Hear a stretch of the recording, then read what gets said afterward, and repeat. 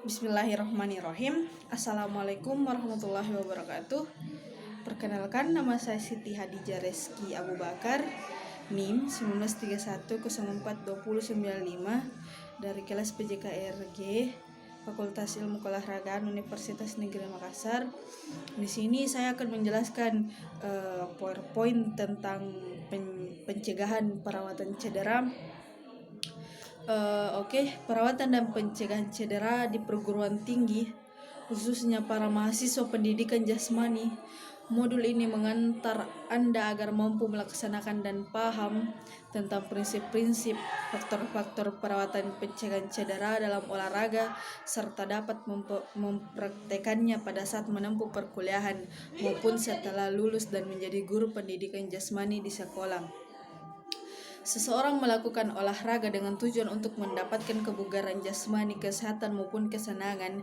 Bahkan ada yang sekadar hobi, sedang atlet baik amatir dan profesional selalu berusaha mencapai prestasi sekurang-kurangnya untuk menjadi juara. Tidak menutup kemungkinan akan mengalami cedera, namun ada pun beberapa faktor yang mempunyai peran perlu diperhatikan agar dapat memperkecil cedera.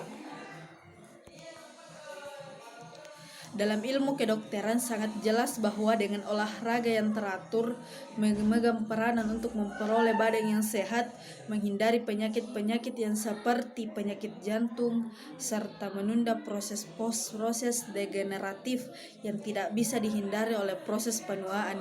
Keadaan akan pentingnya serta keuntungan yang diakibatkan oleh olahraga adalah sesuai dengan perubahan-perubahan kondisi sosial dan ekonomi. Bila kita menilai beragam olahraga, ada permainan-permainan tertentu yang akan bersifat kompetitif untuk dipertandingkan, di mana masing-masing individu harus bisa mencapai prestasi maksimal untuk mencapai kemenangan.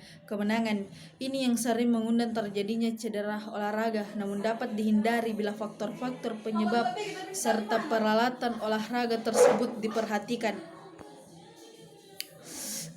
Jenis cedera olahraga ada 8 macam. Secara umum macam-macam cedera yang mungkin terjadi adalah cedera memar, cedera ligamentum, cedera pada otot dan tendon, pendarahan pada kulit dan pinsang. Struktur jaringan di dalam tubuh yang sering terlibat dalam cedera olahraga adalah otot, tendon, tulang, persendian termasuk tulang rawa, ligamen, dan fasia. Memar adalah cedera yang disebabkan oleh benturan atau pukulan pada kulit jaringan di bawah permukaan kulit rusak dan pembuluh darah kecil pecah sehingga darah dan cairan seluler merembes ke jaringan sekitarnya. Menurut Morgan 1995, memar ini menimbulkan daerah kebiru-biruan atau kehitaman pada kulit bila terjadi pendarahan yang cukup. Timbulnya pendarahan di daerah yang terbatas disebut hematoma. Menurut Hartono Satmoko 1993, nyeri pada memar biasanya ringan pada sampai dan pembengkakan yang menyertai sedang sampai berat. Adapun memar yang mungkin terjadi pada daerah kepala, bahu, siku, tangan, dada, perut, dan kaki. Benturan yang keras pada kepala dapat mengakibatkan memar dan kemungkinan luka sayat. Menurut Agun Nugroho 1993, penanganan pada cedera memar adalah sebagai berikut. 1. Kompres dengan es selama 12-24 jam untuk menghentikan pendarahan kapiler.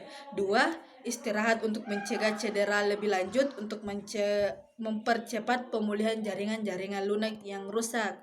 Yang ketiga, hindari benturan di daerah cedera pada saat latihan maupun pertandingan berikutnya. Cedera pada otot atau tendon dan ligamen menurut Hardianto Wibowo 1995 ada 2 jenis cedera pada otot atau tendon dan ligamen, yaitu sprain. Menurut Sandoso, sprain adalah cedera pada ligamentum. Cedera ini yang paling sering terjadi pada berbagai cabang olahraga. Berpendapat bahwa sprain adalah cedera pada sendi dengan terjadinya robekan pada ligamentum. Hal ini terjadi karena stres berlebihan yang mendadak atau penggunaan berlebihan yang berulang-ulang dari sendi. Berdasarkan berat ringannya cedera ligam atau T menurut Ligam atau T 1992.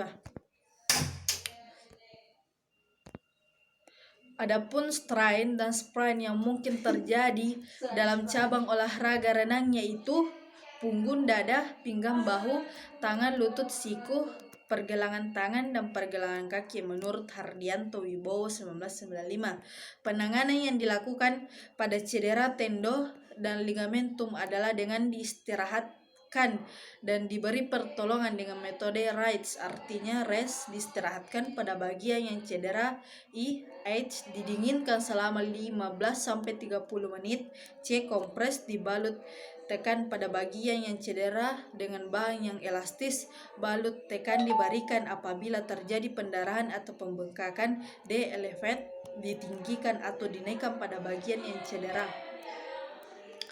Perawatan yang dapat dilakukan oleh pelatih, tim medis atau lifeguard menurut Hardianto Wibowo 1995 adalah sebagai berikut. A, sprain atau strain. Tingkat 1 first degree, tidak perlu pertolongan atau pengobatan cedera pada tingkat ini, cukup diberikan istirahat saja karena akan sembuh dengan sendirinya. B, sprain atau strain tingkat 2 second degree, kita harus memberi pertolongan dengan metode RITES. Di samping ini kita harus memberikan tindakan imobilisasi atau suatu tindakan yang diberikan agar bagian yang cedera tidak dapat digerakkan dengan cara balut, tekan, spak maupun gips. Biasanya istirahat selama 3-6 minggu. Sprain atau strain tingkat 3 third degree, kita tetap melakukan metode RITES sesuai dengan urutannya, kemudian dikirim ke rumah sakit untuk dijahit atau disambung kembali.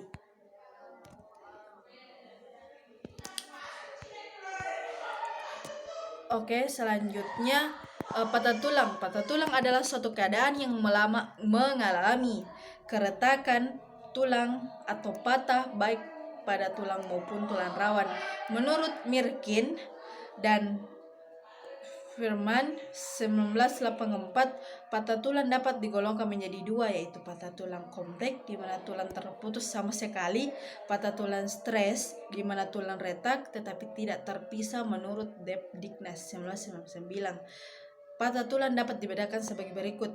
Patah tulang terbuka di mana fragmen atau pecahan tulang melukai kulit di atasnya dan tulang keluar. Patah tulang tertutup di mana fragmen atau pecahan tulang tidak menembus permukaan kulit. Penanganan patah tulang yang dilakukan menurut Hardianto Wibowo 1995, dia mengatakan